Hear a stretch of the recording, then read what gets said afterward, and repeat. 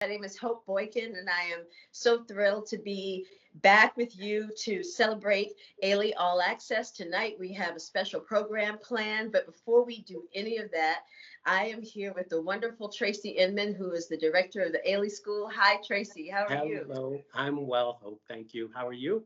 I'm great. I'm great. And it's so wonderful that I get to chat with you a little bit because I'm thinking that you have this amazing relationship with the organization. So I want to just like tell tell all of our friends and extended family all about you. So I'm just going to run down your whole story, your history.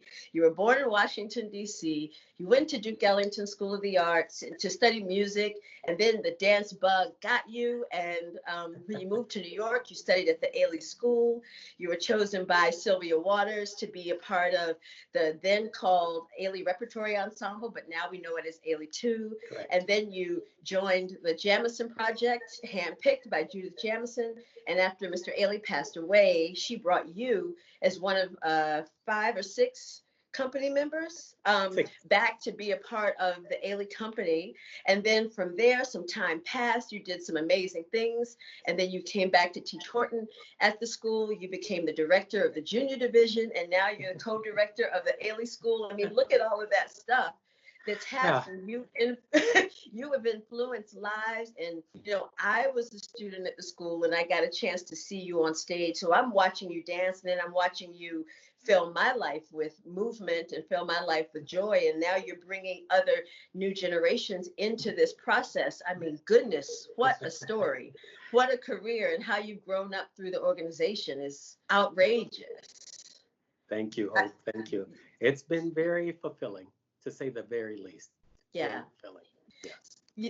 Tonight we are celebrating the continuation of Ailey All Access and with the special showing of Divining. And I mentioned that you were hand chosen by Judith Jamison to be in the Jamison Project and then came back to the Ailey Company with her as artistic director. But you have a special relationship with her and this work. And I'd love it if you could talk about it a little bit. Yeah, so when I was a student in the Ailey School, we had the extraordinary opportunity to work with Miss Jamison in creating Divining. I believe she had actually done a very, very small workshop outside of the school, but then wanted to come back to the school, I guess, and share the opportunity with the students of the Ailey School.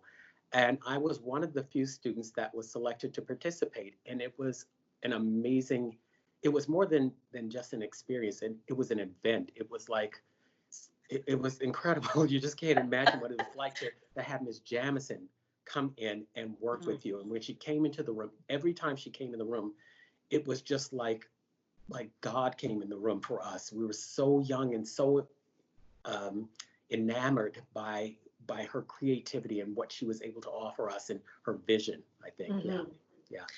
It's interesting because I did an Instagram live the other day and we were talking about her and I mentioned icon and I said all these words and then people started flooding the comments with brilliance, queen, and you're just describing this same thing. And she still has this presence when she walks into any space.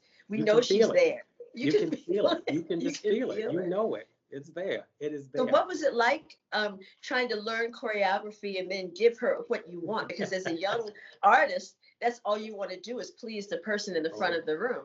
oh my goodness. It was an experience like no other because we were so eager and so young and so willing to do whatever it took to catch her attention and get that moment. We were just like, let's do it, let's do it. And our group is better than your group. And because Divining was had these individual groups, of course, that Right. it's broken up into. And our jump group just kept jumping and jumping all day. And who can jump the highest? And who got that feeling? And who could, when she would give us a step, she wouldn't always say, this is the step. She'd start moving, and then we'd start moving and trying to figure out, is this it? Is this what she wants? Let's see, well, what are you doing? And then she'd turn Right. around, she'd see it in the mirror and turn around and go, that's it. Do what that person's doing over there. And we all go, what'd you do? Show us what you did. Come on, quick, Right. show. I want to get it. I want to get it. Just the fact that we had live music there. The drummers, Oh, wow. Timate Denizulu was there, and to have that type of energy in that room was unbelievable. believable. And there was no marking. There was No, absolutely no marking. none. Don't mark, do it full out, let's go. And you knew if you wanted to be considered for anything or stay in this, you needed to dance full out every time, no matter what pain or ailment you had. You need to You had dance to full do out. it. So I have a question. What group were you in? Because when our audiences see tonight, they'll notice that each group comes back on, in and out. And I was able to dance divining when I first joined the company. What group were you in? I was in the center group upstage called the Jump Group.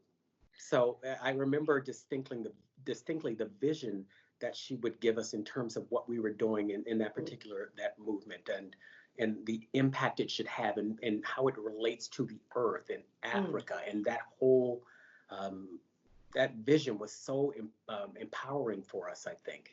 Yeah, it's So amazing. when you watch divining now, when you're seeing students who not just are in the dancers who are not just in the company, but dancers who are in Ailey too, dancers who came through the school, do you get the same feeling as you were watching when you see the nuances and the isms that you were part of creating? Do you see that reflected on stage? Yes, you do see it. You see it and you think, wow, is that what you start to reflect and go, is that what I looked like? Is that what I did? Is that what the audience got Right. from the message I delivered when I was Mm. doing this? Is that the feeling that they got? And I think in terms of us learning from Miss Jamison at that particular time in our lives, that was really a turning point for a lot of us because you really got to understand a feeling besides the steps. You got to understand what that movement means, not just doing the step and kicking your leg high and all of that other stuff that young people, me included as a young person, liked or tried to do. I think that's where we really started to wake up and start getting that feeling in our bodies and really understanding that it's more than just doing steps. Mhm. I keep thinking of do do da do do Yeah. do. That's the part that I hold on to, that rhythm. She always had a sound and she made you Yes. understand how much she wanted from that. So you mentioned the audiences, or when you're sitting in the audience, what kind of feeling you might have. What would you want them to take away tonight? It's a little different because the company had to cut tour short. And so we as, part of the organization are trying to bring Ailey to these living rooms and telephones and wherever people are on a break. Our amazing, first responders are taking a moment. Maybe they can see some Ailey on their phones or while they're having lunch. I mean, what do you think that what would you like for them to take away from this? I think I'd like for them to take away the beauty of the human spirit, the the the the the strength that is there in these dancers, the Mm. honesty, the integrity in what they offer. They should be able to look at this and free their minds from all of this that's going on now and go on this adventure, this incredible adventure that she's created, that can really transform how you see yourself, how you feel about yourself, your strengths, your weaknesses. It's transformative, I think. Mm. So what thrills me too, and like I said, remembering being a student at the school and having, going through the hallways and having you say, hello, Hope, and knowing that you changed my life and you're bringing a part, that kindness is what changes lives. And you're a part of this. What advice do you have to young people who want to, like I said, maybe be in your footsteps, who maybe want to come to the Ailey School? I mean, you as director of the school travel around the world, not just the country, and see these talents and you bring them in from all over the place. What would you like them, what piece of advice would you give them tonight as they're watching divining, they're watching former students, other people that you've hand chosen? I can think of dancers like Ronaldo or Jacqueline Harris, or like I always think about these people that I know you've had direct links to, direct contact with, and how they are performing now and continuing your legacy. Right. I think the thing that really is most important that I would relate to young dancers or students training anywhere is that you got to have integrity about what you're doing. You can't just do it for the notoriety, for the fame. There has got to be a level of integrity about what you're doing. You have to be honest and true to yourself, with your abilities and what you need to work on and the strengths that you have about all of these things. You need to work hard. You need to understand that there is not necessarily a point that you've made it. You will always be working hard as a dancer, always. And you should always achieve to go higher and higher as an artist, not just a dancer. And there's a big difference between being a dancer and being an artist, a huge difference. Yeah. You know, and I think it's important too, as I'm listening to you, to know that you've been in places that I've been, but now you're leading this next generation. You sounded like a director. You sounded like this person who is really a part of an organization, a part of a family that we couldn't do without. We couldn't thrive without people like you. We couldn't, now I'll speak back to our extended family. We can't function without knowing that people in our organizations have grown up and through the organization, and knowing Mr. Ailey, while you were at the school, and being chosen by Miss Jamison and being chosen by Sylvia Waters, and now you're doing the choosing. That means that all of that's a part of your organization is still living, is still thriving, and I'm just grateful for you.